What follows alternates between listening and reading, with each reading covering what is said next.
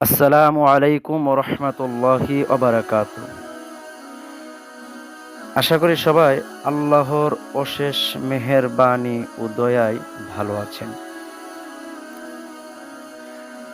হুরে আয়না সম্পর্কে একটি ঘটনা। একটি জামাত আল্লাহর রাস্তায় দিনের কাজের জন্য তৈরি হচ্ছিল।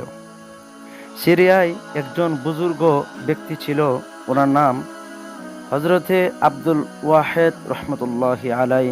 তিনি ছিলেন তাবিঈ। আব্দুল ওয়াহেদ রহমতুল্লাহি আলাই মুসলমানদের মাঝে আল্লাহর রাস্তায় বের হওয়ার জন্য দাওয়াত দিচ্ছিলেন। তার এ দাওয়াতে একটি দল তৈরি হলো আল্লাহর রাস্তায় জিহাদ করার জন্য।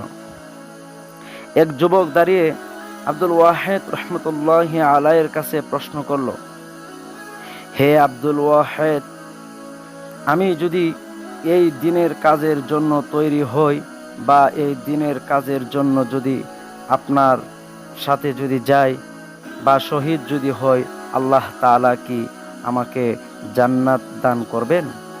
আব্দুল ওয়াহেদ রহমতুল্লাহি আলাইহি বললেন, হে যুবক, অবশ্যই তুমি আল্লাহ তাআলার জান্নাত পাইবা।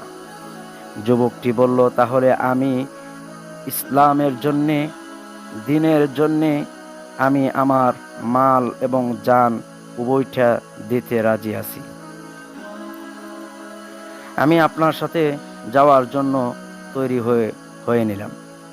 সে যুবক দেখতে খুব সুন্দর ছিল। 16 বা 17 বছরের একটি যুবক ছিল। জান্নাত পাওয়ার জন্য সে জান দিতে ও মাল দিতে তৈরি হলো। দেখুন তো ভাইয়েরা আমার, একবার চিন্তা করে এ ভাইয়ের কি জজবা! এক কথায় জান দেওয়ার জন্য তৈরি হয়ে গেল। সুবহানাল্লাহ। আর আমরা তো দিনের জন্য অল্পটুকু সময়ও ব্যয় করতে পারি না। কাফেলা চলছে আল্লাহর রাস্তায় জিহাদের উদ্দেশ্য নিয়ে 1000 মাইল দূরে পৌঁছে গেল কাফেলাটি। যখন তারা রোমের সীমান্ত পৌঁছল, তখন রোমান সৈন্যরা তাদের বাধা দিল। সে যুবক ঘোড়ার উপর সাওয়ার ছিল। হঠাৎ এ যুবকের একটু তন্দ্রা আসলো। অল্প সময়ের ভিতরে এই যুবক ঘুমে চলে গেলেন। কিছু সময়ের মধ্যে তার ঘুম ভেঙে গেল। তখন সে জোরে নারায়ে তাকবীর, আল্লাহু আকবার বলে ময়দানে ঝাঁপিয়ে পড়ল আর বলতে লাগলো, আমি আমার আয়নার কাছে যেতে চাই, আমি আয়নার কাছে যেতে চাই, আমি তার জন্য ব্যাকুল হয়ে যাচ্ছি। লোকজন এসব শোনার পর ভাবল, ছেলেটি হয়তো পাগল হয়ে গেছে, ছেলেটি হয়তো মাতাল হয়ে গেছে। আমরা ছেলেটিকে আব্দুল ওয়াহেদ রহমতুল্লাহি আলাইহির কাছে চলো নিয়ে যাই। ছেলেটিকে যখন আব্দুল ওয়াহেদ রহমতুল্লাহি আলাইহির কাছে নিয়ে গেলেন, তখন আব্দুল ওয়াহেদ রহমতুল্লাহি আলাইহি তিনি বললেন, হে যুবক, তুমি এমন করছো কেন?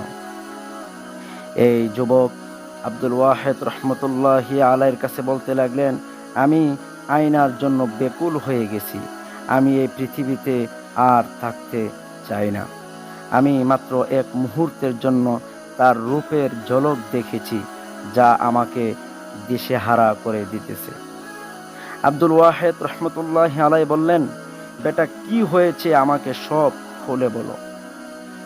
সে যুবক বলল, ঘোড়ার সাওয়ারি অবস্থায় আমার যখন ঘুম এসে যায়, আমি যখন অল্প সময়ের মধ্যে ঘুমিয়ে যাই, ঘুমের মধ্যে স্বপ্নে দেখলাম যে এক ব্যক্তি আমাকে বলছে, চলো তোমাকে হুরে আয়নার কাছে নিয়ে যাই। আমি বললাম চলো। সে লোকটি আমার হাত ধরল এবং এক বাগানে নিয়ে গেল। দেখলাম সে হলো জান্নাতের একটি বাগান। প্রবাহিত পানির ফোয়ারা। সে ফোয়ারার কিনারায় সুন্দরী মেয়েরা বসে আছে। মেয়েগুলো এমন সুন্দরী যার কোনো তুলনা হয় না। আমার জীবনে আমি এত সুন্দর কোনো মেয়ে দেখি নাই। মেয়েগুলো আমাকে দেখে বলল, মারহাবা মারহাবাম বিজ্জাজিল আইনা। সবাই দেখে আয়নার স্বামী এসে গেছে এ কথা বলতে লাগলেন। আমি তাদের সালাম দিলাম। আমি জিজ্ঞেস করলাম, তোমাদের মধ্যে আয়না কে? তারা জবাব দিল, আমরা সবাই আয়নার খাদেমা, আমাদের মধ্যে আয়না নেই। আপনি বরং আরো সামনের দিকে যান। আমি আরো সামনে অগ্রসর হলাম। দেখলাম সেখানে দুধের নহর প্রবাহিত হচ্ছে এবং সে নহরের পাশে এমন সুন্দরী মেয়েরা দাঁড়ানো ছিল যাদের সৌন্দর্যের পূর্বের মেয়েদের চেয়ে বেশি। এমন সুন্দরী ছিল যে পূর্বের মেয়েগুলোর কথা আমার মন থেকে উদাও হয়ে গেল। তারা আমাকে দেখে বলল, মারহাবাম বিজাউজিল আইনা। আমাকে দেখে মারহাবা বলতে লাগলেন আর বলতে লাগলেন একে অপরকে, এ দেখো আয়নার ঘরওয়ালা এসে গেছে। আমি তাদের সালাম দিয়ে জিজ্ঞেস করলাম, তোমাদের মধ্যে আয়না কে? তারা জবাব দিল, আমাদের মধ্যে আয়না নেই, আমরা সবাই তার খাদেমা। আয়নাকে আরো সামনে গেলে পাবেন। আরো সামনে যাওয়ার পর আমি দেখলাম শরাবের নহর প্রবাহিত হচ্ছে। সেখানেও সেই শরাবের নহরের মধ্যে অপূর্ব সুন্দরী মেয়েরা দণ্ডায়মান। তাদের দেখে পেছনের সমস্ত কিছু ভুলে গেলাম। এমন সুন্দর রূপ দিয়ে আল্লাহ রাব্বুল ইজ্জত তাদের ঘরেছেন যে পেছনের যাদের দেখেছিলাম তাদের কথা ভুলে গেলাম। মনে হলো এদের সৌন্দর্যের সাথে ওদের সৌন্দর্যের কোনো তুলনা হয় না। তারা আমাকে বলল, মারহাবাম বিজাউজিল আইনা। এত এত আয়নার স্বামী এসে গেছে, দেখো আয়নার স্বামী এসে গেছে। আমি তাদের কাছে গিয়ে জিজ্ঞেস করলাম, তোমাদের মধ্যে কি আয়না আছে? আয়না কে? তারা বলল, আমরা তার খাদেমা। আপনি আরো আগে যান, সেখানে আমাদের মালেকা আয়না আছেন। আয়নার তালাশে আমি হয়রান, বেকারার হয়ে গেলাম। আয়নার চাকরানীরা যদি এত সুন্দর হয় তাহলে আয়নার রূপ কেমন হবে?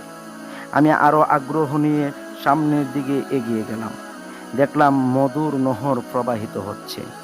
মধুর নহরের কিনারায় দাঁড়িয়ে আছে অসম্ভব সুন্দরী মেয়েরা, যাদের সৌন্দর্যের বর্ণনা দেওয়ার সাধ্য আমার নেই। এবার যুবক বললেন, আমি তাদের জিজ্ঞেস করলাম, তোমাদের মধ্যে কি আয়না আছে? তারা জবাব দিল, না, আমরা তার খাদেমা, আপনি আরো আগে যান। আমি আরো সামনে গিয়ে দেখলাম সাদা মুথির কার্যমণ্ডিত ঝলমলে এক তাঁবু। তার দরবারের সামনে একটি মেয়ে দাঁড়ানো ছিল, সবুজ রঙের পোশাক পরে। সে যখন আমাকে দেখলো, চেহারা তাঁবুর ভিতর নিয়ে আওয়াজ করে বলল, আয়না, তোমার জন্য সুসংবাদ, তোমার স্বামী এসেছেন, তোমার ঘরওয়ালা এসেছেন। এরপর আমি তাঁবুর ভিতরে গেলাম। দেখলাম সমস্ত তাঁবু নূরের আলোয় আলোকময়।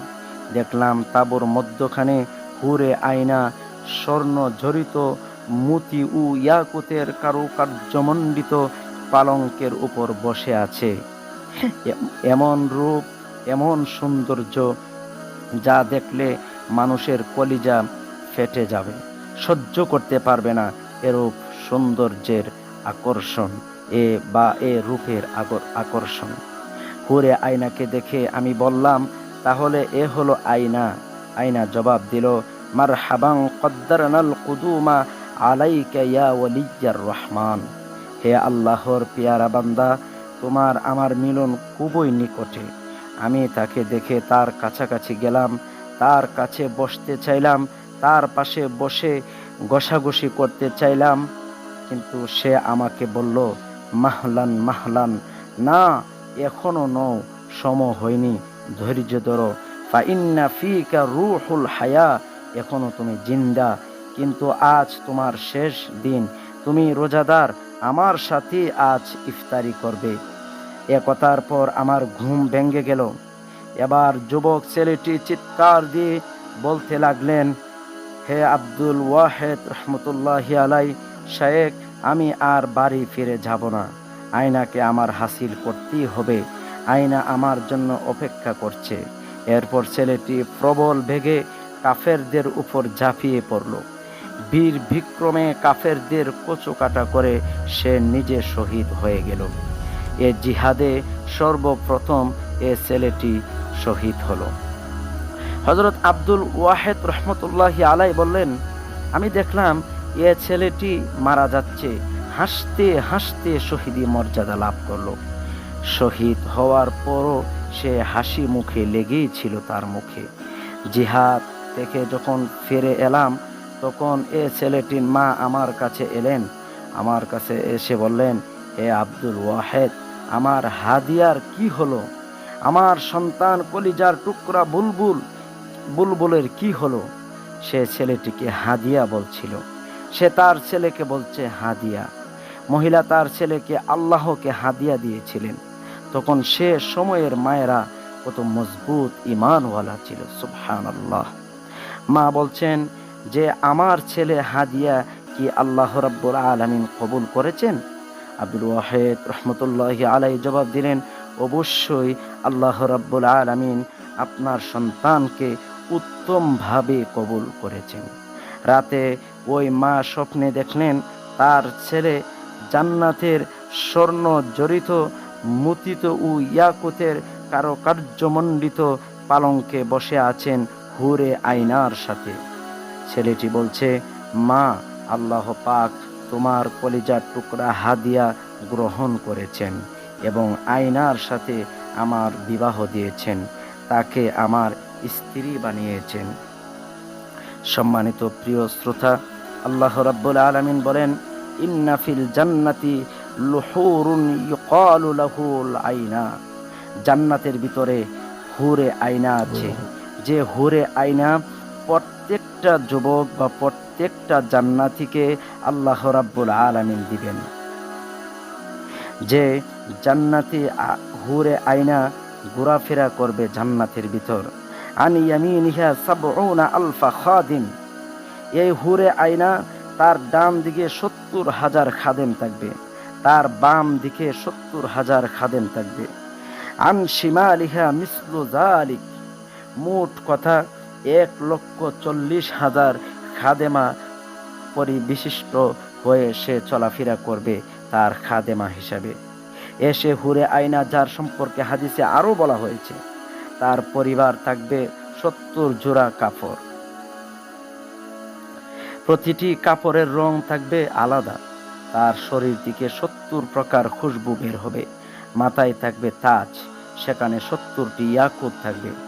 ভাই বোনেরা, আমরা যদি আল্লাহর জন্য সৎ কাজের আদেশ ও অসৎ কাজের নিষেধ করতে পারি, নিজেদের জিন্দেগীর আমল যদি আমরা সাজিয়ে করতে পারি, আল্লাহ রাব্বুল আলামিন আমাদেরকে হুরে আয়না দান করবেন।